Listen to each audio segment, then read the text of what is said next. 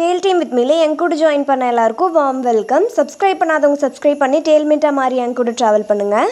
நாம் இன்றைக்கி பார்க்க போகிற டாபிக் தியரிஸ் ஆஃப் மீனிங்கில் குவான்டிடேட்டிவ் மீனிங்ஸ். இதில் ஒரு வேர்ட்ஸுக்கு ரெண்டு விதமான மீனிங் இருக்குது அப்படின்னு சொல்கிறாங்க. ஒன்று டினோட்டேட்டிவ் மீனிங்ஸ், இன்னொன்று குவான்டிடேட்டிவ் மீனிங்ஸ் அப்படின்னு சொல்கிறாங்க. டினோட்டேட்டிவ் மீனிங்னால் அது ஒரு லிட்ரலி, அதாவது டிக்ஷனரியில் என்ன மீனிங் இருக்குமோ அதை தான் சொல்லும்.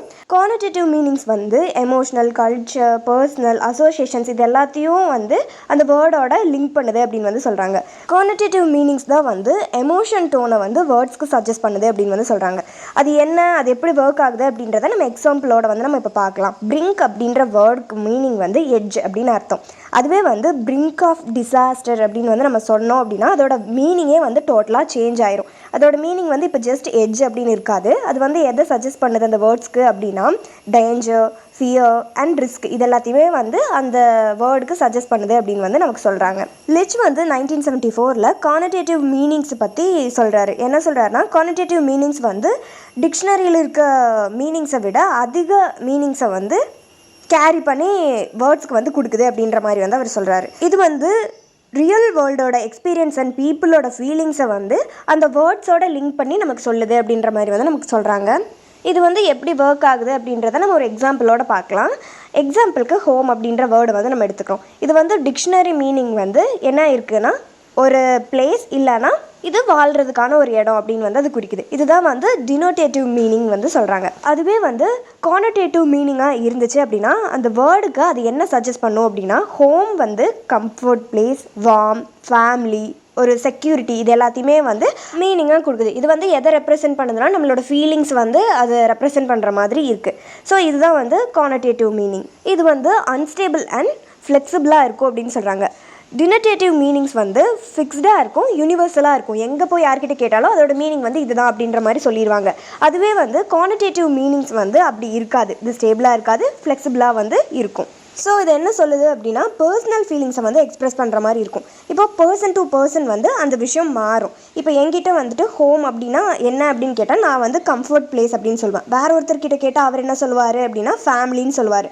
ஸோ இப்போ பர்சன் டு பர்சன் அது டிஃபர் ஆகும். அதனால் இதை அன்ஸ்டேபிள் அப்படின்னு சொல்கிறாங்க. இது ஃபிக்ஸ்டாக இருக்காது. இது அடுத்து கல்ச்சர் டு கல்ச்சர் மாறுபடும். நம்ம கல்ச்சர் படி நம்ம யாராவது மீட் பண்ணுறோம் அப்படின்னா வணக்கம் சொல்லி வரவேற்போம். அதுவே வெஸ்டர்ன் கல்ச்சர் படி என்ன பண்ணுவாங்கன்னா ஹேண்ட் ஷேக் பண்ணி அவங்க வரவேற்பாங்க. ஸோ இந்த மாதிரி கல்ச்சர் டிஃப்ரென்ஸும் அதில் இருக்கும். அதுலேயும் சேஞ்சஸ் இருக்குன்னு சொல்கிறாங்க. இது டைம் மாறுறப்போ அதுவும் மாறும் அப்படின்ற மாதிரி சொல்கிறாங்க. இப்போ ஆல்ரெடி இருந்த வேர்டோட மீனிங் காணாமையே போனாலும் போகலாம். அப்படி இல்லைன்னா அந்த வார்த்தைக்கு புது அர்த்தம் கிடைச்சாலும் கிடைக்கலாம் அப்படின்னு சொல்கிறாங்க. இந்த டைம் மாறுறப்போ அதுவும் மாறிடும் அப்படின்ற மாதிரி சொல்கிறாங்க. இந்த கானோட்டேஷனில் டெப்த்தான எமோஷன்ஸ் அண்ட் அதோட நுணுக்கங்களெல்லாம் ஆட் பண்ணுறதுனால அந்த லாங்குவேஜ் வளம் பெறும் அப்படின்னு சொல்கிறாங்க.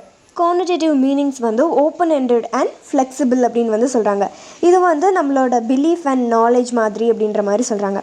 Literature, politics, advertisement and greeting card இந்த மாதிரியான எல்லா விஷயத்துலையும் இம்பார்ட்டண்ட் ரோல் அது ப்ளே பண்ணுது அப்படின்னு சொல்கிறாங்க. இந்த குவான்டிடேட்டிவ் மீனிங்ஸ் டிக்ஷனரி மீனிங்ஸை விட எக்ஸ்ட்ரா வேல்யூ அந்த வேர்ட்ஸ்க்கு கொடுக்குதுன்னு சொல்கிறாங்கல்ல. அதோட எக்ஸாம்பிள்ஸ் நம்ம இப்போ பார்க்கலாம். எக்ஸாம்பிளுக்கு விமன் எடுத்திருக்காங்க.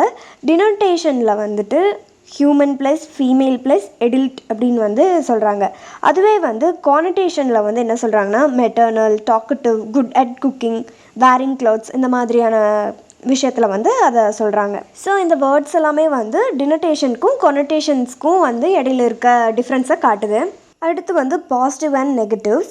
பாஸ்ட்டில் விமென்ஸை பாசிட்டிவ் அண்ட் நெகட்டிவ்ஸில் டிஸ்கிரைப் பண்ணியிருக்காங்க. பாசிட்டிவில் என்ன சொல்லியிருக்காங்கன்னா ஜென்டில், ஹார்ட் ஒர்க்கிங், கம்போஷனேட் அப்படின்ற மாதிரி சொல்லியிருக்காங்க. அதுவே நெகட்டிவில் என்ன சொல்லியிருக்காங்கன்னா ஃப்ரில், எமோஷ்னல், கவர்ட்லி அப்படின்ற மாதிரி விஷயங்களை வச்சு அவங்க சொல்லியிருக்காங்க. Changing with time and society அப்படின்னு சொல்கிறாங்க. பாஸ்ட் இந்தியாவில் விமென்ஸ் எல்லாம் சாரீ அண்ட் ஸ்கர்ட்ஸ் எல்லாம் வேர் பண்ணிகிட்டு இருந்தாங்க. ஆனால் ப்ரெசண்ட்டில் விமென்ஸ் எல்லாம் இப்போது சல்வார், டிஷர்ட், ஜீன்ஸ் இதெல்லாமே வேர் பண்ணுறாங்க அப்படின்ற மாதிரி சொல்லியிருக்காங்க. இது டைம் டு டைமில் அது மாறும்னு சொல்லியிருந்தோம்ல, அது மாதிரி இது அந்த மாற்றத்தை குறிக்குதுன்னு சொல்கிறாங்க. இந்த கொனோட்டேஷன்ஸ் பர்சன் டு பர்சன் சேஞ்ச் ஆகும் அப்படின்றத சொல்லியிருக்காங்க. எட் தி எண்ட் மறுபடியும் அது என்ன நம்மக்கிட்ட சொல்லி முடிக்கிறாங்க அப்படின்னா கான்செப்டுவல் மீனிங் ஆர் டினோட்டேட்டிவ் மீனிங் அப்படின்னா டிக்ஷனரி மீனிங்ஸ் இருக்கும். அது ஃபிக்ஸ்டாக இருக்கும், ஸ்டேபிளாக இருக்கும், அதுக்குன்னு சிம்பிள்ஸ் எல்லாம் இருக்கும். அதோட பாயிண்ட்டை கிளியராக எக்ஸ்ப்ரெஸ் பண்ணும் அப்படின்னு சொல்கிறாங்க. குவான்டிடேட்டிவ் மீனிங்ஸ் வந்து எக்ஸ்ட்ரா அசோசியேஷன்ஸ் இருக்கும், அன்ஸ்டேபிளாக இருக்கும், ஓப்பன் எண்டடாக இருக்கும், சேஞ்சஸ் வந்து அந்த ஏஜுக்கு வந்து மாறும், அதுக்கப்புறம் கல்ச்சர்ஸ் இருக்கும், இண்டிவிஜுவல்ஸோட எக்ஸ்பீரியன்ஸ் வந்து இருக்கும் அப்படின்ற இதே வந்து நமக்கு சொல்கிறாங்க. ஸோ இதுதான் வந்து இந்த டாபிக். நெக்ஸ்ட் டைப் அடுத்த வீடியோவில் பார்க்கலாம். இது வரைக்கும் டேல் டைம் வித் மீல என் கூட டைம் ஸ்பெண்ட் பண்ண எல்லாருக்கும் ரொம்ப நன்றி. வீடியோ பிடிச்சிருந்தா லைக் பண்ணி சப்ஸ்கிரைப் பண்ணிடுங்க. நெக்ஸ்ட் வீடியோவில் பார்க்கலாம்.